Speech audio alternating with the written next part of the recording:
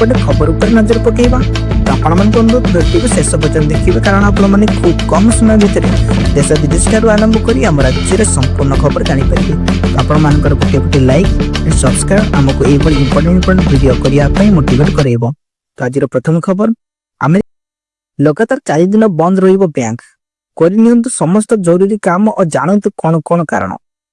एही मास शेष लगातार 4 दिन बैंक बंद रहिबार आशंका रही।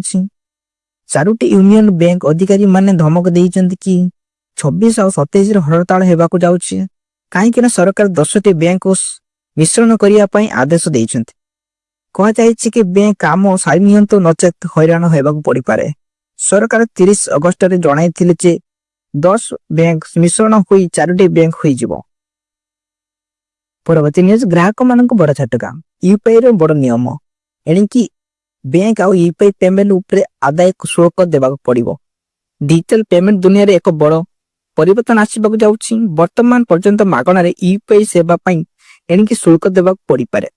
देशर बेसरकारी आईसीआईसीआई बैंक अगस्त 1, 2025 रो पेमेंट एग्रीगेटर मानक ठारू यूपीआई करिबार उपरे शुल्क आदाय करिबाकू जाउछि। एही नुआ नियम जुगु साधारण ग्राहक मानक ऊपर सीधासलख प्रभाव पड़िबार संभावना कम थिले मध्य एहा व्यवसायी एवं डिजिटल पेमेंट सिस्टम ऊपर परोक्ष भाବରେ प्रभाव पकई पारे। आईसीआईसीआई बैंक रो पूर्वरु येस बैंक एवं एक्सिस बैंक मध्य या ऊपर शुल्क लगाई सारी आसु अछि। चासी कांदिले कहिले लुह पड़िबो। चासी कलबल करूची पंजीकरण। समस्या होई भू भू कांदिले चासी और वरिष्ठ चासी। चासी कांदिले आ कहिले लुह पड़िबो। जने वरिष्ठ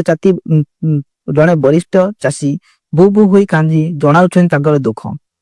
धान बिक्री पंजीकरण नियम पई चासी आखिर लुह।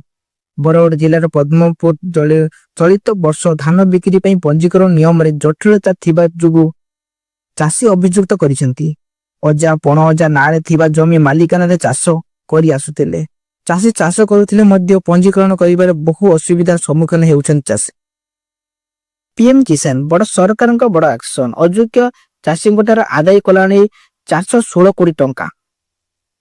प्रधानमंत्री कृषक संबंधी निधि योजना रे 20तम किस्ती 2025 अगस्त 2 रे जारी हेबो।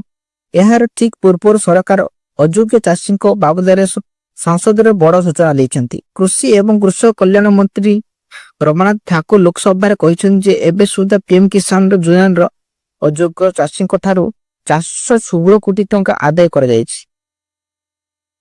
परवर्ती न्यूज, सुभद्रा टकर बाद पड़िते महिला पई बड़ खबर। वो कहले उपमुख्यमंत्री सुभद्रा को नहीं मुख्यमंत्री प्रभाती को बड़ खबर सूचना दैछंती। उपमुख्यमंत्री कहिछंती बाद पड़िते 2 लाख महिला पुनः आवेदन अनावश्यक आ पुनर्बार सेमानको आवेदन करबा पड़िबो नाही। तथ्य जांच चलीछि। योग्य हेले सुभद्रा टका देबे सरकार। काली सुधा 7000 हिताधिकारी मत संग्रह करा होई जाइछि। मासे भीतर 22000 हिताधिकारी मतामत अमर टार्गेट रहिछि। आखरी 18 दिन समय अछि। ठीक समय टार्गेट पूरा होई जिवो बोली उपमुख्यमंत्री सूचना दैछन्ति। परवर्ती विज्ञप्ति बाहर अछि हेले चाकरी नाही। सरकार चाकरी को लागुछि झटका पर झटका। वर्षे हेबो सरकारी चाकरी आश्रय को झटका पर झटका लागिबार लागिछि।